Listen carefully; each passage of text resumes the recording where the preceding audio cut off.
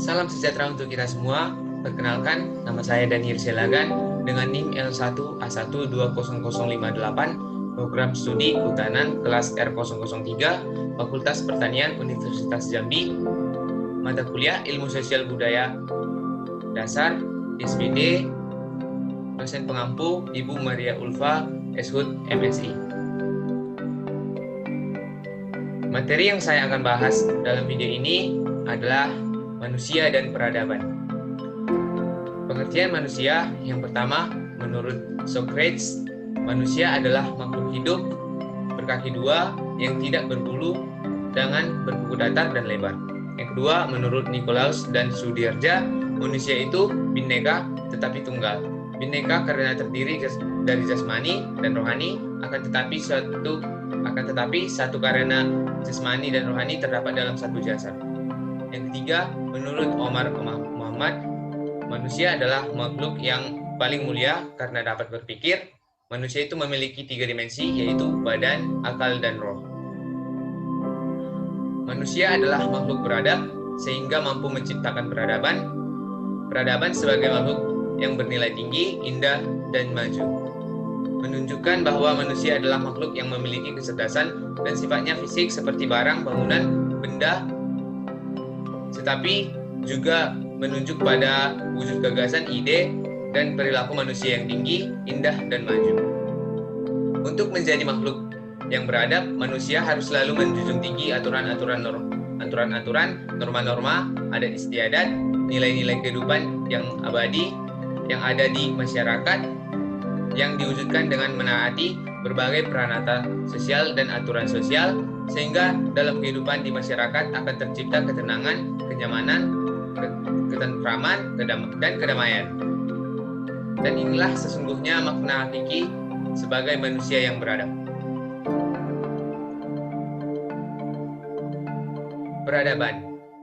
Peradaban asal kata adab artinya akhlak, kesopanan atau kehalusan budi pekerti.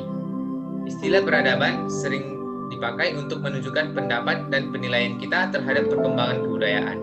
Pada waktu perkembangan kebudayaan mencapai puncaknya, berwujud unsur-unsur budaya yang bersifat halus, indah, tinggi, sopan, dan luhur, dan sebagainya. Maka masyarakat pemilik kebudayaan tersebut dikatakan telah memiliki peradaban yang tinggi. Peradaban pengertiannya adab atau akhlak atau kesopanan dan kehalusan budi pekerti. Manusia yang beradab adalah manusia yang memiliki kesopanan dan berbudi pekerti. Manusia yang tidak beradab atau biadab, kurang ajar, tidak tahu pergaulan, dan sebagainya. Peradaban adalah seluruh kehidupan sosial, politik, ekonomi, dan ilmu teknik untuk kegunaan praktis. Menurut Kwejanniningrat, bagian-bagian kebudayaan yang halus dan indah seperti kesenian. Oswald Spence, kebudayaan yang sudah tidak tumbuh lagi atau sudah mati. Peradaban, keseluruhan kompleksitas produk pikiran kelompok manusia yang mengatasi negara, ras, suku, atau agama yang membedakan dari yang lain.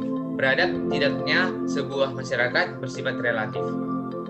Kebutuhan akan adab dengan peradaban mengacu pada masyarakat yang memiliki organisasi sosial, kebudayaan, dan cara berkehidupan yang sudah maju yang menyebabkan berbeda dari masyarakat yang lain. Peradaban merupakan tahap kebudayaan tertentu dan telah maju yang membercirikan penguasaan ilmu pengetahuan, teknologi, seni, dan lain-lain. Masyarakat memiliki peradaban yang berbeda-beda satu sama lain. Peradaban mengacu pada kehidupan yang nyaman. Dengan batasan-batasan pengertian di atas, maka istilah peradaban sering dipakai untuk hasil-hasil kebudayaan seperti kesenian, ilmu pengetahuan dan teknologi, adat sopan santun dan serta pergaulan. Selain itu, juga kepandaian menulis, organisasi bernegara, serta masyarakat kota yang maju dan kompleks. Peradaban juga terkait dengan konsep nilai moral, norma, etika, estetika di masyarakat. Pendekatan terhadap peradaban bisa dilakukan dengan menggunakan organisasi sosial, kebudayaan, cara berkehidupan yang sudah maju, termasuk sistem ilmu pengetahuan dan teknologi, dan pemerintahannya. Tinggi rendahnya peradaban suatu bangsa dipengaruhi oleh faktor-faktor. Yang pertama, pendidikan. Yang kedua, kemajuan teknologi dan ilmu pengetahuan. Wujud peradaban. Yang pertama, moral, yaitu nilai-nilai dalam masyarakat dalam hubungannya dengan kesusilaan. Yang kedua, norma, yaitu aturan, ukuran atau pedoman yang digunakan dalam menentukan sesuatu benar atau salah, baik atau buruk. Yang ketiga, etika, yaitu nilai-nilai dan norma moral tentang apa yang baik dan buruk yang menjadi pegangan dalam mengatur tingkah laku manusia. Yang keempat, estetika, yaitu berhubungan dengan segala sesuatu yang tercakup dalam keindahan, mencakup kesatuan atau unity, keselarasan atau blends, dan kebalikan atau kontras. Aspek-aspek keperadaban. Manusia adalah makhluk ciptaan Tuhan yang terdiri atas tubuh dan jiwa sebagai suatu kesatuan yang utuh dan paling sempurna jika dibandingkan dengan makhluk-makhluk lain. Akal berfungsi sebagai alat berpikir dari sumber ilmu pengetahuan dan teknologi. Nurani berfungsi sebagai alat merasa, menentukan kata hati, dan sumber kesenian.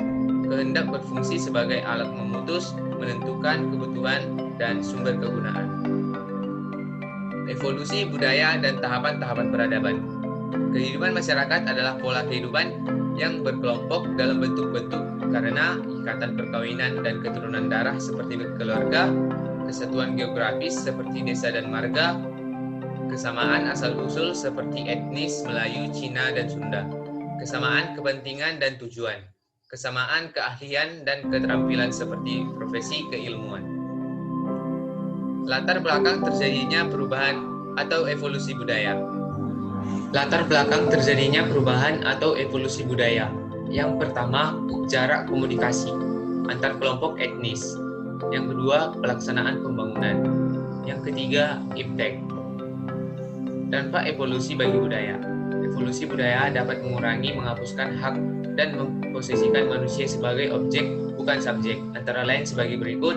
Yang pertama, penyusutan hak milik orang lain untuk kepentingan pembangunan tanpa prosedur hukum yang pasti dan tanpa ganti kerugian yang banyak, bahkan tanpa kerugian sama sekali.